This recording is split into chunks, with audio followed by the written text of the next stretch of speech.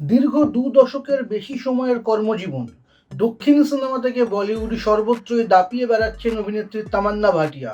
কিন্তু সম্প্রতি এক সাক্ষাৎকারে তিনি জানিয়েছেন তার এক অবাক করা পরিকল্পনার কথা। তামান্না নাকি ভেবেছিলেন সিনেমা জগতে তিনি মাত্র ১০ বছর থাকবেন। ৩০ বছর হওয়ার আগেই অভিনয়কে বিদায় জানিয়ে বিয়ে করে সংসারী হবেন। কিন্তু কী কারণে তার এই পরিকল্পনা বাতিল হয়ে গেল? অভিনেত্রী জানিয়েছেন, যখন তিনি কাজ শুরু করেন সেই সময় ইন্ডাস্ট্রির পরিবেশ আজকের মতো ছিল না।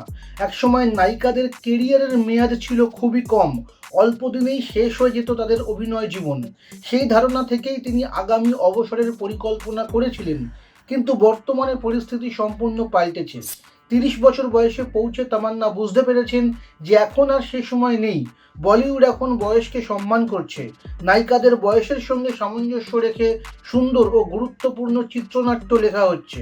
তামান্নার কথায়, আগে মনে হয়েছিল ১০ বছর পর অভিনয় ছেড়ে অন্য কিছু করতে হবে বা বিয়ে করে ঘর সংসার করতে হবে।